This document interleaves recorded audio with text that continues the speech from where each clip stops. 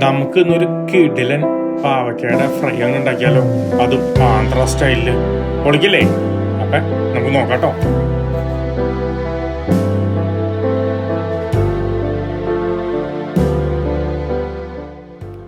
ഈ റെസിപ്പി കൊണ്ട് നമുക്ക് 4 പേർക്ക് ഉള്ള ഇതാണ്ടോ.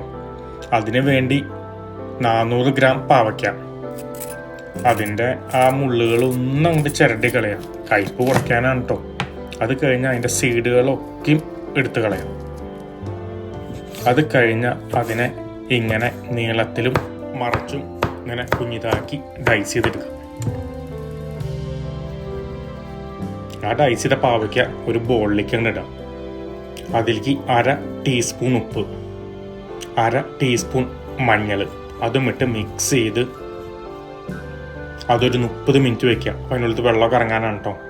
ഒരു പാനിലേക്ക് 1/3 കപ്പ് ഓയിൽ അങ്ങോട്ട് വയ്ക്കാം, മീഡിയം ലോ ഹീറ്റിൽ കേട്ടോ. ഇതിലേക്ക് 1 ടേബിൾ സ്പൂൺ ഉഴുന്നുപരിപ്പും 1 ടേബിൾ സ്പൂൺ കടലപ്പരിപ്പും ചേർക്കാം. 1 ടീസ്പൂൺ കടുക്,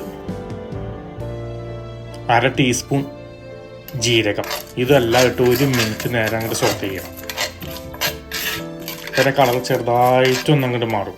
അതിലേക്ക് ചോപ്പ് ചെയ്ത സബോള ഒരു മീഡിയം സൈസ് ഒരെണ്ണം, കുറച്ച് കറിവേപ്പില അതും ഇട്ട് അതിൻ്റെ ഉള്ളിലേക്ക് 1/2 ടീസ്പൂൺ മഞ്ഞളും ഇട്ട് അത് ഒന്ന് ഇളക്കി അത് സോഫ്റ്റും ട്രാൻസ്പെറൻ്റ് ആവണ വരെ. അതിൻ്റെ ഉള്ളിലേക്ക് ഇനി നമ്മൾ ആ മാരിനേറ്റ് ചെയ്ത് വെച്ച പാവയ്ക്കയുടെ വെള്ളം അങ്ങോട്ട് സ്ക്യൂസ് ചെയ്ത് കളഞ്ഞ് ആ പാവയ്ക്ക അങ്ങോട്ട് ആഡ് ചെയ്യുക.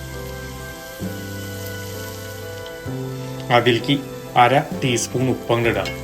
അത് കഴിഞ്ഞ് അത് നന്നായിട്ട് അങ്ങോട്ട് മിക്സ് ചെയ്യുക. ഒരു കവർ ചെയ്ത് വെച്ച് ഒരു 15 മിനിറ്റ് നേരം അതങ്ങോട്ട് കുക്ക് ചെയ്യാം. ഇടയ്ക്ക് അതൊന്ന് തുറന്ന് ഒന്ന് അങ്ങോട്ട് സ്റ്റീർ ചെയ്ത് കൊടുത്തേക്കണേ, മറക്കല്ലേ, അടി പിടിപ്പിക്കരുത്. ഒരു മിക്സിയുടെ ജാറിലേക്ക് 6 വെളുത്തുള്ളിയുടെ ക്ലോസ്, പിന്നെ ജീരകം 1/2 teaspoon, 6 piece dry red chilli, നിങ്ങളുടെ എരിവിനനുസരിച്ച് മാറ്റാട്ടോ. അതൊന്ന് ഗ്രൈൻഡ് ചെയ്തെടുക്കുക.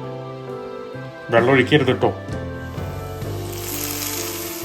അത് കഴിഞ്ഞാൽ നമ്മൾ ആ ഗ്രൈൻഡ് ചെയ്ത മസാല ആ പാവയ്ക്കയിലേക്ക് അങ്ങോട്ട് ചേർത്ത് കൊടുക്കണം.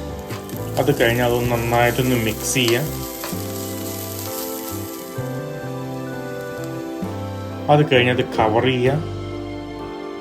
ആ ചെറിയ ചൂടിൽ തന്നെ ഒരു 15 to 20 മിനിറ്റ് വരെ അതിൻ്റെ കുക്ക് ചെയ്യാം. ഇടയ്ക്ക് അതൊന്ന് തുറന്ന് ഒന്ന് ഇറക്കി കൊടുത്തേക്കണേ. ഉപ്പ് നോക്കിയിട്ട് അതിലേക്ക് 1/2 ടീസ്പൂൺ ഉപ്പ് പൊടിയും ഞാൻ ചേർക്കണ്ട കേട്ടോ.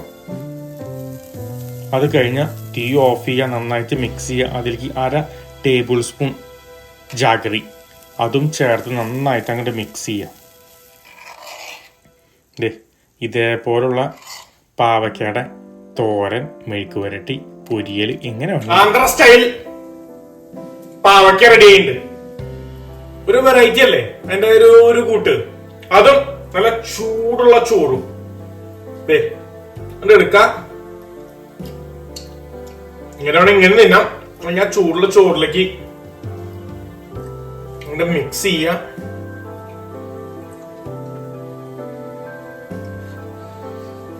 എന്നിട്ട് ഞാൻ ആസ്വദിച്ചിട്ട് തിന്നേക്കണം. അതിന്റെ കൂടെ കുറച്ച് ഇഞ്ചിത്തേര്. അപ്പൊ നിങ്ങൾക്ക് ടേസ്റ്റ് ബഡ്സ് ഒക്കെ ക്ലിയർ ചെയ്ത് തരും. നിങ്ങൾക്ക് വീണ്ടും വീണ്ടും തിന്നാം. ഇനി ഇഞ്ചിത്തേരിന്റെ റെസിപ്പി വേണമെങ്കിൽ എന്റെ ചാനലിൽ എടുപ്പുണ്ട് കേട്ടോ. അപ്പൊ മറക്കല്ലേ എന്നെ ഒന്ന് സബ്സ്ക്രൈബ് ചെയ്യാനായിട്ട് ഒരു കുഞ്ഞു സപ്പോർട്ട്. Okay, by.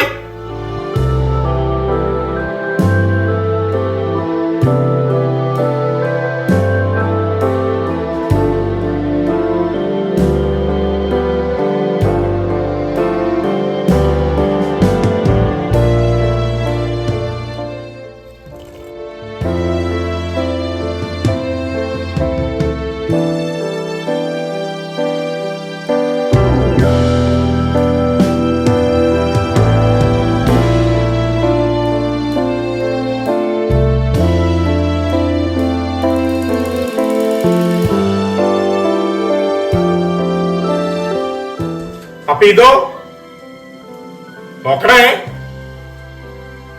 ഈ റെസിപ്പി നിങ്ങളൊന്ന് ട്രൈ ചെയ്ത് നോക്കണേ. പിന്നെ ഇതും മറക്കല്ലേ.